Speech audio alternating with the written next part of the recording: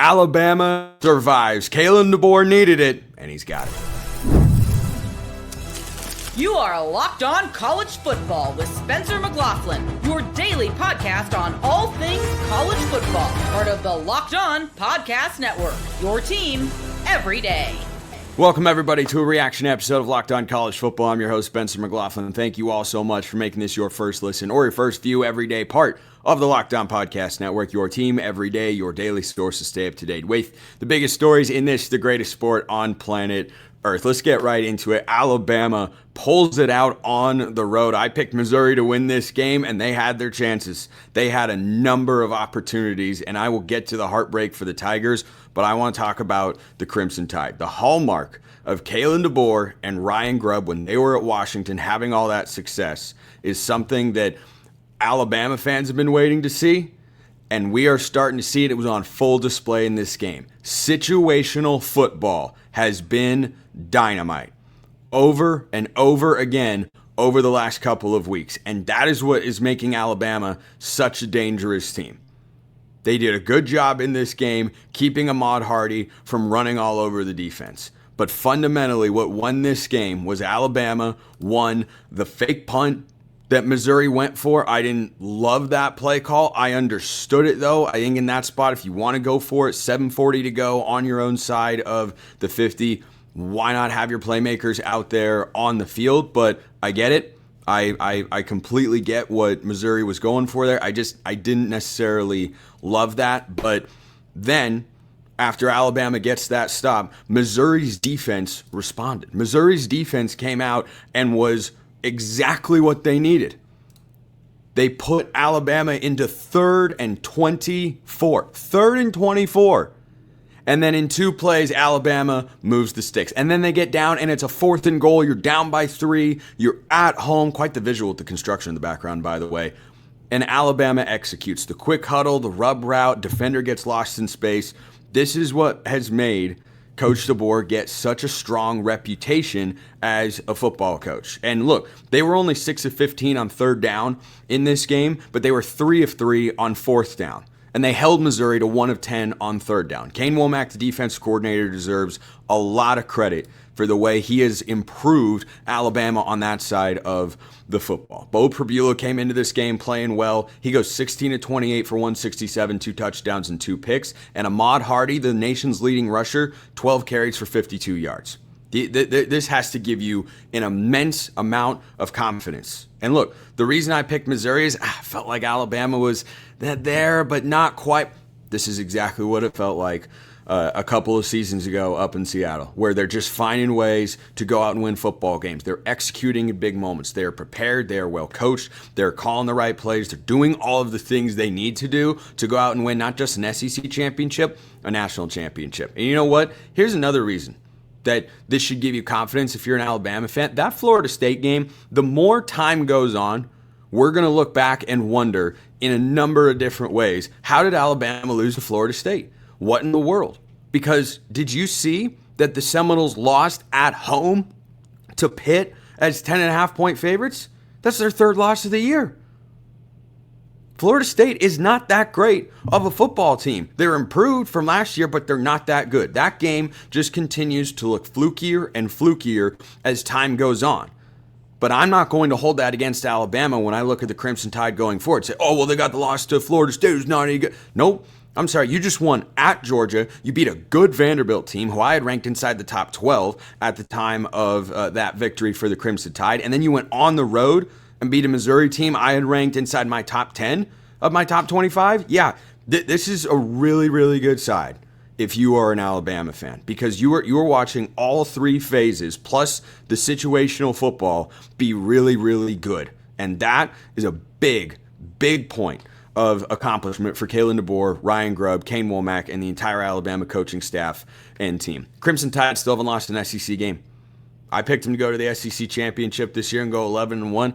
I don't feel that bad about it, as tough as their schedule is going forward. The Crimson Tide have Tennessee up next, third Saturday in October. That game is at home. They play South Carolina. That's on the road. LSU, Oklahoma, Eastern Illinois, and Auburn. I think Bama at worst is going 10-2 if they keep playing this style of football. Ty Simpson's numbers, just 200 yards passing, not going to blow you away. But again, when he needed to make a play, he did over and over again. So really impressed by what Alabama was just able to do.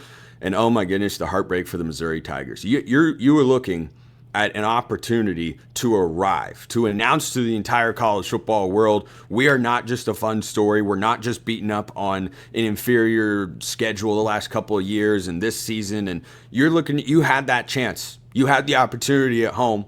And you know what? They were right there. And I don't think that much less of Missouri after this game. I don't. I think it's just when you have two really good competitive football teams, this is how the game can go. This is how the game can go sometime. You know what? It stings if you're a Tigers fan. Their season in no way is just over. So this is the highest of vibes for Alabama fans here. That's how I think they should be feeling. For Missouri, look, it's a bad vibes game because you lose at home, but this is not one that I think is going to necessarily snowball. You're looking at one of the best teams in the SEC, and you've got other opportunities for marquee wins. 10-2 for Missouri is going to get them into the playoff. Your margin for error obviously reduced in this spot, but they look like they belong. They look like a team that could go toe-to-toe with an upper echelon team in the SEC. I didn't feel like this was a game where Alabama was letting them hang around. I felt like this is a game where Missouri came out, got the opening touchdown drive, made a statement, and they were really, they were toe-to-toe. This was a true go-either-way sort of game. And Bo Prabula talking about a missed opportunity for the Tigers. He missed an opportunity here. I like Bo Prabula. He's played really well this year. Didn't have his best game today. Credit Alabama's defense for hunkering down and playing some pretty darn good football. But Prabula had a chance. The defense got the ball back to him. He converts the 4th and 6, and you're thinking, oh boy, they just need a little bit more. And all of a sudden, they could be in a long field goal range. We could go to overtime. And he overthrows the guy. Saw that a couple times from Bo Prabula in this game. Both of his interceptions were on overthrows. I'm sure that's something the coaching staff will talk about with him, try to clean up going forward. But the way that he played in this game, one of a gamer, one of a guy who is not quite there. Like, that was your opportunity. That was kind of your arrival moment in college football, and he missed it. He had an absolute chance. Going down the field, you go win that football game, boy, you catapult yourself right into the Heisman Trophy discussion. But again, it's a missed opportunity for Missouri. It's not a missed season, though. I think there's still a really good football team, but all the credit to Alabama in this spot for me. Let me know your thoughts in the comments below. Hit me up on Twitter, all of that good stuff. Ole Miss, oh goodness. The SEC Homer crowd was... I don't know how you explain what happened. I mean, Ole Miss wins the game, but that wasn't great. And you know who's really good? Ohio State. First, this episode brought to you by DoorDash. It is the weekend. Time to crown this week's MVP on who delivered in the early slate powered by DoorDash. Just like you can win every Saturday with DoorDash Streaks, saving more every time you order. These players delivered when it mattered most. Let's break it down and start with Ty Simpson. I mean, 3-3 on 4th down. He made a couple of big plays late. Leads them down the field, and that's just some big time stuff from Alabama's quarterback. And you look around the rest of college football, how about Julian Sayin? Man, Julian Sayin and the Ohio State team, they just keep looking better and better and better. And Jeremiah Smith is getting more and more involved, and the chemistry's growing. Those guys delivered for their team like DoorDash delivers your Saturdays. With DoorDash Streaks, you save every Saturday you order. Stack it up all season. You could save up to $250, including $100 in DoorDash credits. Order this Saturday. Keep the streak alive. Fuel your game day only with DoorDash. Terms apply. Promo period through November 18th. This episode also brought to you by our friends over at Mazda. Mazda's moving the game forward for those who believe it's not just about playing the game, it's about redefining it. There are moments that do more than put points on the board. They move crowds, move culture, and keep moving the game forward. This week's moment that moved the game forward is another rushing attempt for a one Caden Proctor. It is the most electrifying 1 to 2 yard play maybe in the history of college football. Nobody likes watching the tush push. Everybody likes watching the big man rumble. And Caden Proctor gets the ball on a short yardage spot for Alabama, and he's just ready to go. I mean, you see why he's going to be a high NFL draft pick. Crazy good athlete. That is why he's this week's Mazda's moving the game forward. When you follow what moves you, the unexpected is only the beginning. And just like there's more to every highlight, there's more to a Mazda vehicle. Mazda, move and be moved. Ole Miss had their homecoming game against Washington State. Washington State that has been blown out by North Texas this year. Washington State was in there pushing the Rebels. You talk about a game that they just didn't take super seriously. This is a bad vibes game for Ole Miss. You got to look around and go, what in the world was that? How are you not ready to get? You're ranked number 4 in the country, playing at home against a team that has no business having any level of success whatsoever. Can you imagine what the SEC Homer crowd would be saying if a Big 10 team or a Big 12 team was struggling with someone like Washington State like that, who's ranked really high? It's one thing when a bottom tier team struggles in a matchup like this. Ole Miss is seen as an SEC title contender. Didn't look like it on Saturday morning. Just throwing that out there. Morning, afternoon, depending which time zone you were watching from. Now, we might look back and say, Ole Miss had their Alabama game. They just happened to win it, whereas Alabama lost to Florida State because Florida State's a better team than Washington State. Yeah, that's entirely possible. Also throw this at you. Ole Miss's marquee win is at LSU. The AP poll has LSU that is rated a lot higher than some people, me, do in the top 25. So that was almost a disaster. But hey, here's the upside. I'll give you an olive bread. What a great performance for Washington State. They've got to feel good. Jimmy Rogers doing a good job. If you are Ole Miss in that particular spot, you know what you have to be encouraged by? That you had this dud performance and you wound up winning the football game. Because last year against Kentucky, you found a way to lose, and it cost you. Well, still no losses on Ole Miss's schedule, so there's that. I don't know where losses are going to come on Ohio State's schedule. I continue to be more and more impressed. Their red zone defense, they finally allowed a touchdown on one of the coolest play designs of the weekend. It's early as I'm recording this relative to when every college football game will be played, but go look at Illinois' 4th and goal play. It's a walk-in touchdown against the best red zone defense that we have seen in recent memory in college football. I don't remember highlighting a defense for what it does in the red zone. I mean, Notre Dame's goal line stand against Stanford back in 2012 with Manti Te'o en route to the national championship. They were really good. That was one play. This is over and over. The Ohio State defense, and this credit has to go to Ryan Day, who a year ago at this time was facing a lot of job security questions, and a little less than a year ago at this time was facing even more, and we know what's happened since then. Remember that Ohio State has changed defensive coordinators? You wouldn't know it if you watched them last year and you watched them this year, because they've got a lot of new personnel, and everything looks somehow better. I don't know how that's possible other than you have to give full credit to the coaching staff for the job that they have done getting that defense ready to play on a weekly basis. They are incredibly well coached.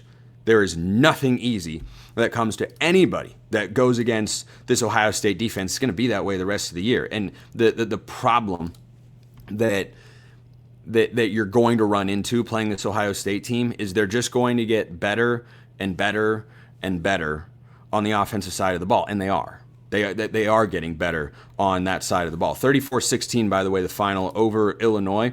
I made this one of my best bets of the week, and hey, we got one right. Blind squirrels and acorns, you know. But Julian saying, again, not eye-popping numbers. This is a defensively led team, and the offense, it kind of reminds me of 2021-22 Georgia. The defense is so good. The offense kind of just has to be pretty good. Okay, good enough, solid.